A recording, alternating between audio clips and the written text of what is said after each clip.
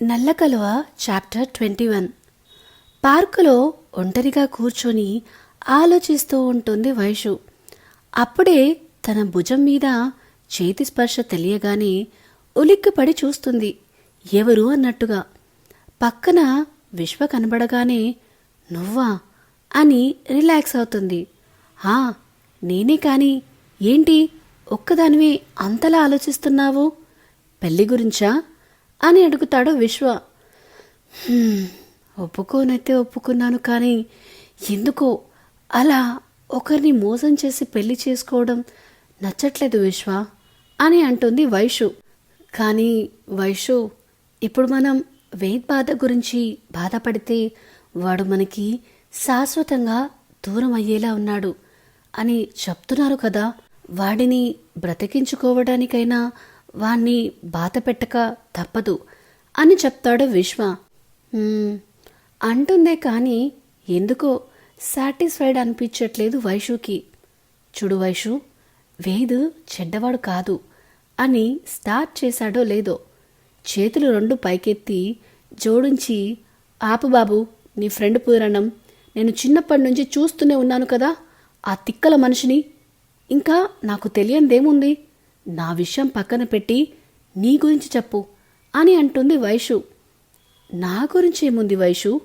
నువ్వు ఇరుక్కుంటున్నావని నన్ను కూడా ఇరికించేశావుగా అని నవ్వుతూ అంటాడు విశ్వ.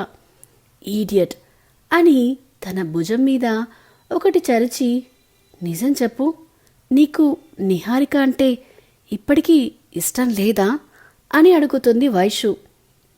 ఏమో, నేను మళ్ళీ తనని కలిసేసరికి వేద్కి కాబోయే భార్యగానే కలిశాను. సో తన మీద ఫీలింగ్స్కి ఇప్పుడైతే నాకు ఎలాంటి క్లారిటీ లేదు.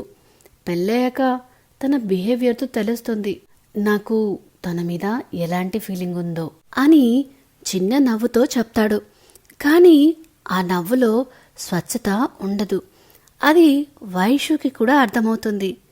నీ ప్రేమకి తను దాసోహం అవుతుందిలే అని నవ్వుతూ వైషు అనేసరికి, అప్పుడు తను నా గుండెకి మహారాణి అవుతుందిలే.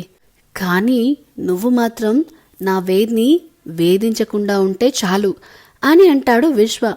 కళ్ళు పెద్దవి చేసి విశ్వ వైపు చూసి మళ్ళీ చుట్టూ చూస్తుంది. ఏం వెతుకుతున్నావు అని అడుగుతాడు విశ్వ.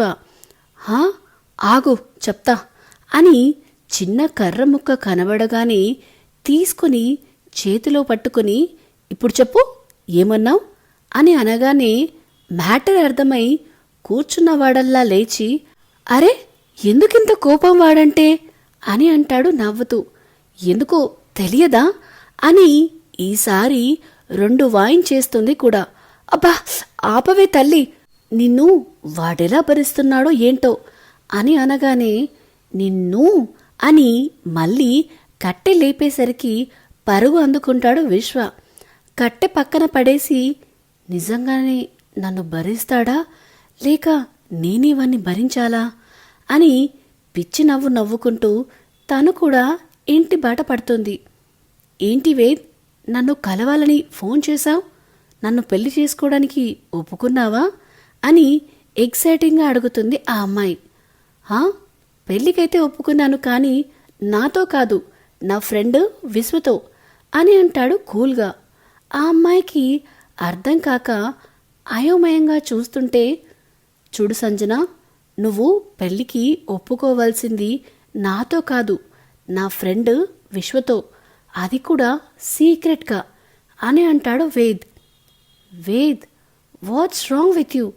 నేను నీ ఫ్రెండ్ని పెళ్లి చేసుకోవడం ఏంటి అని మొహం చికాకుగా పెట్టి అంటుంది సంజన. నీకు తెలుసు కదా నా ఫ్రెండ్ విశ్వ అని అనగానే, తెలుసు అంటుంది. వాడు నాకన్నా చాలా అందంగా ఉంటాడు.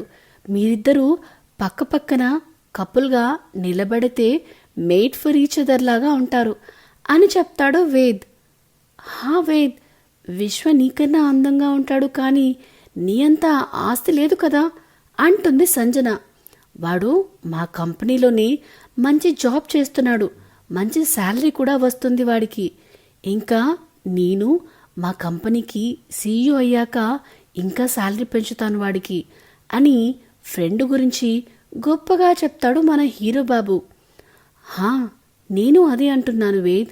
తను మీ కంపెనీలో ఒక ఎంప్లాయ్ మాత్రమే, బట్ ఆ కంపెనీనే నీది కదా అంటుంది ఆ సంజన పాప. అంటే విశ్వకి కూడా ఓన్ కంపెనీ ఉంటే నీకు విశ్వని పెళ్లి చేసుకోవడం ఇష్టమేనా అని అడుగుతాడు వేద్. కాసేపు ఆలోచించి విశ్వ కూడా అందంగానే ఉంటాడు, ఎలాగూ విశ్వకి ఓన్ కంపెనీ పెట్టిస్తా అంటున్నాడు, ఒకవేళ ఏదైనా ప్రాబ్లం వచ్చినా ఫ్రెండ్ అంటే ఇష్టం కాబట్టి వేద్ని ఫైనాన్షియల్గా కూడా వాడుకోవచ్చు అని తన మైండ్లో ప్లాన్స్ అన్నీ వేసుకుని ఓకే నాకిష్టమే అంటుంది ఆ సంజన. కాబోయే భర్తకి ఓన్ కంపెనీ ఉండాలి అని కోరుకోవడం ఒక ఆడపిల్లగా సెక్యూరిటీ కోసం ఆలోచిస్తుంది అని తనకు తానే ఊహించుకొని నేను సీఈఓ అయ్యాక వాడి కోసం ఒక స్టార్టప్ అయినా పెట్టిస్తా, లేకపోతే నా కంపెనీలోనే షేర్ ఇస్తా, వాడు ఎలా ఒప్పుకుంటే అలా అని చెప్తాడు వేద్ బాబు. ఆ సంజన మొహం మతాపులా వెలిగిపోయి నీలాంటి ఫ్రెండ్ అందరికీ ఉండాలి వేద్, నేను విశ్వని పెళ్లి చేసుకోవడానికి ఒప్పుకుంటున్నాను అని చెప్తుంది హ్యాపీగా. సరే నువ్వెళ్ళు, ఈ విషయం ఎవరికీ చెప్పకు, పెళ్ళయ్యాకే అందరికీ చెప్దాం, మీ ఇంట్లో వాళ్ళకు కూడా అని స్ట్రిక్ట్గా చెప్పేసరికి సరే అని తల ఊపి అక్కడి నుంచి వెళ్ళిపోతుంది సంజన.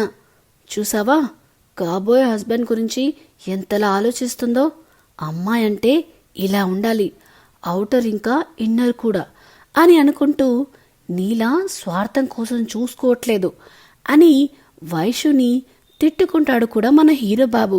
సో ఇదేనండి నల్ల కలువ 21st చాప్టర్. నీ మంచి మనసు ఎవరికీ అర్థం కాదురా వేద్. ఎలా ఉంది ఎపిసోడ్? ఈ వీడియో కనుక మీకు నచ్చినట్టయితే please like, share and comment చేయండి. అలానే ఇలాంటి కొత్త కొత్త అప్డేట్స్ కోసం, కొత్త కొత్త స్టోరీల కోసం మన channel the novel whisperer with వినయాని సబ్స్క్రైబ్ చేసుకోవడం మాత్రం అస్సలు మరవద్దు. Thank you, by.